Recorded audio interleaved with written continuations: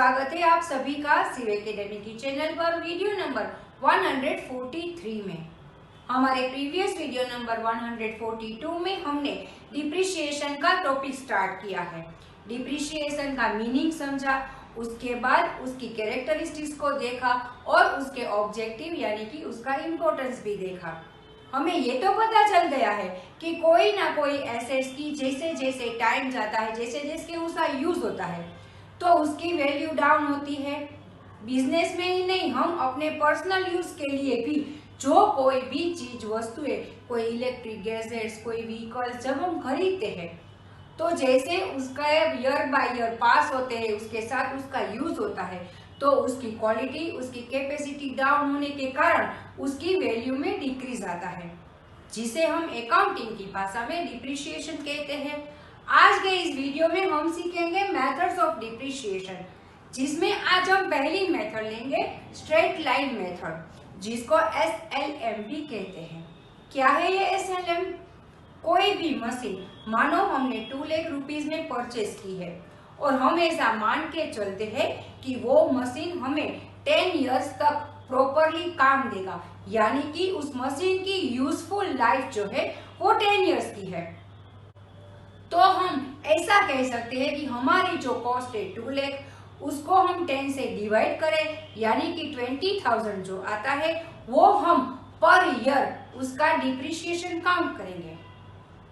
तो 10 इयर्स का 20,000 डिप्रिशिएशन जब हम काउंट करते हैं तो टोटल 10 इयर्स में हमारी जो मशीन की कॉस्ट है 2 लाख रुपीस वो कवर हो जाती है। तो यहाँ पे जो भी अमाउंट आई 20,000 वो यूनिफॉर्म थी, हर ईयर वो अमाउंट एक ही है, मतलब उसमें कोई चेंज नहीं है, जिसको हम कहते हैं स्ट्रेट लाइन मेथड। एक स्ट्रेट ही लाइन है, सभी ईयर की एक सेम अमाउंट है, फर्स्ट ईयर की भी वही है, 5th की भी वही है और लास्ट की भी वही है। तो इसको हम कहते हैं straight line method of depreciation. यहाँ पे उसकी डिटेल्स भी मैंने लिख दी है, चाहो तो आप स्क्रीनशॉट ले सकते हो। अब कभी कभार ऐसा भी होता है कि कोई मशीन 2 लाख रुपीस का हमने लिया है, पर आफ्टर उसकी जो भी एक्सपेक्टेड इकोनॉमिकल लाइफ होती है उसके बाद हम उसे बेच भी सकते हैं, उसको स्क्रैप में भी हम बेचते हैं। तो वहां पर से भी हमें कोई ना कोई अमाउंट मिलती है, मतलब उस एसेट की, उस मशीन की कोई एक स्क्रैप वैल्यू भी है।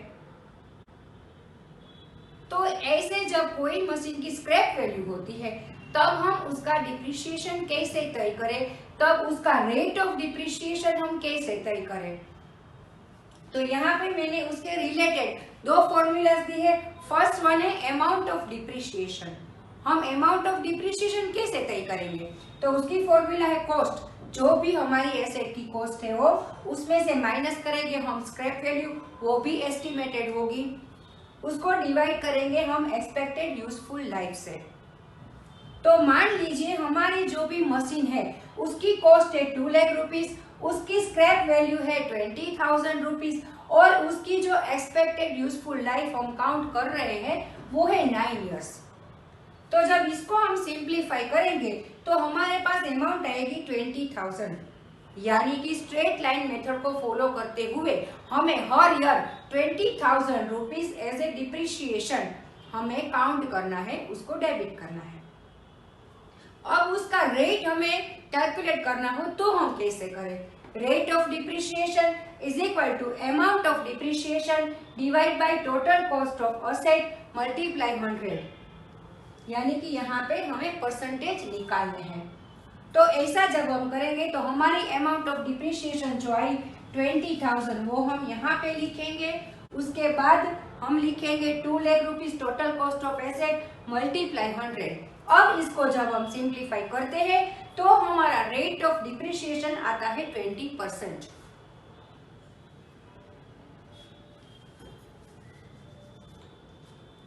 सॉरी 10%। तो इस तरह से हम रेट ऑफ डिप्रिशिएशन भी कैलकुलेट कर सकते हैं। तो बहुत ही सिंपल है हमारी स्ट्रेट लाइन मेथड। जो कि हमें जो हमारी कॉस्ट होती है एसेट की, उसको हम एक्सपेक्टेड लाइफ से डिवाइड करके भी निकाल सकते हैं। और अगर हमारी एसेट की स्क्रैप वैल्यू है तो हम इस तरह के कैलकुलेशन से उसकी अमाउंट तय कर सकते हैं। और अगर हमें रेट फाइंड करना हो तो भी हम इस फॉर्मूला के यूज से उसका रेट भी फाइंड कर सकते हैं। अब रिकॉर्डिंग ऑफ डिप्रिशिएशन कैसे करते हैं, उसको ट्रांसफर कैसे करते हैं वो हम देखते हैं। पहले तो व्हेन डिप्रिशिएशन इज चार्ज, पहले तो हम जो भी हमारी टाइम पीरियड होता है उसमें हर एक एसेट पर डिप्रिशिएशन चार्ज करते हैं। तब हम जर्नल एंट्री कैसे करते हैं वो देखते हैं। डिप्रिशिएशन अकाउंट डेबिट, क्योंकि हमने कहा है कि ये हमारा इंटरनल एक्सपेंस है, इसीलिए उसे हम डेबिट करेंगे। टू एसेट अकाउंट क्रेडिट, क्योंकि हमें एसेट में से उसकी कॉस्ट में से उसकी वैल्यू में से इतने रुपीज इतनी अमाउंट रिटर्न ऑफ करनी है, माइनस करनी है, इसीलिए हम एसेट में से उसे क्रेडिट करेंगे। यहाँ पे ये जो दोनों डेबिट एंड क्रेडिट अमाउंट आएगी वो डिप्रिसिएशन की जो अमाउंट तय की गई है वो हम यहाँ पे लिखेंगे। अब हर एक यहाँ पे मैंने एसेट के ऊपर स्टार दिया है, उसका मतलब ये हुआ कि हमें specify the asset as machine 1, machine 2 etcetera. मतलब बिजनेस में कोई एक एसेट तो होती नहीं है, बिजनेस में जितनी टाइप की मशीन है या तो जितनी टाइप की एसेट्स होती है उन सभी के रिलेटेड डिप्रिशिएशन को चार्ज करना होता है और उसकी एंट्री करनी होती है। तो यहाँ पे हम अगर हमारे पास अलग अलग तरह की 3-4 मशीनें हैं तो हम मशीन 1, मशीन 2 इस तरह से उसे स्पेसिफाई करके उसका डिप्रिशिएशन चार्ज करेंगे, क्योंकि हर एक मशीन के ऊपर डिप्रिशिएशन की अमाउंट अलग अलग होगी। तो ये पॉइंट यहाँ पर ध्यान में रखना है आप सबको।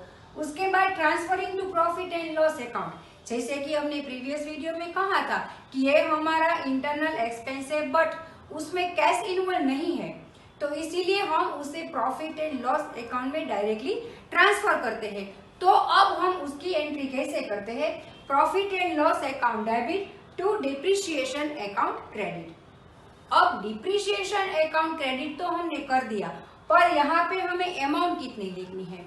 देखिए यहाँ पे जो हमने अलग अलग मशीन पर डिप्रिशिएशन चार्ज किया, मानो कि फर्स्ट मशीन पर हमने 10,000 किया, सेकंड पर हमने 15 किया, थर्ड पर हमने 20 किया, टोटल हमारे 3 मशीन थे, तो टोटल हमने डिप्रिशिएशन 10, 15, 20 मतलब हमने कुल मिलाकर 45,000 का डिप्रिशिएशन सारे ईयर में हमारे 3 मशीन के ऊपर कैलकुलेट किया।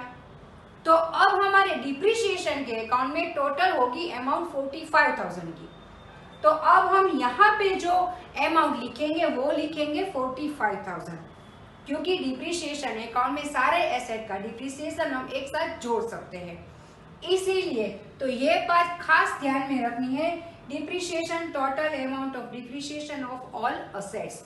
तो इस तरह से हम अपनी बिजनेस फर्म ने एक एसेट हो या एक से ज्यादा एसेट हो उसके रिगार्डिंग जो भी डिप्रिशिएशन की अमाउंट तय करते हैं, उसका जो भी रेट तय करते हैं, उसको जब हम चार्ज करते हैं तो इस तरह से हम उसकी जर्नल एंट्री करते हैं। और फिर ईयर के एंडिंग में जब हम इस हमारे एक्सपेंस को प्रॉफिट एंड लॉस अकाउंट में ट्रांसफर करते हैं तो हम इस तरह से उसकी एंट्री करते हैं। तो अब इस जर्नल एंट्री को हम लेजर अकाउंट्स में पोस्ट करते हैं। यहाँ पे मैंने एसेट अकाउंट बना दिया है, जो भी एसेट होती है उसको हम यहाँ पे स्पेसिफाई करेंगे, मशीन 1, मशीन 2 या जिस किसी भी नाम की एसेट हो वो।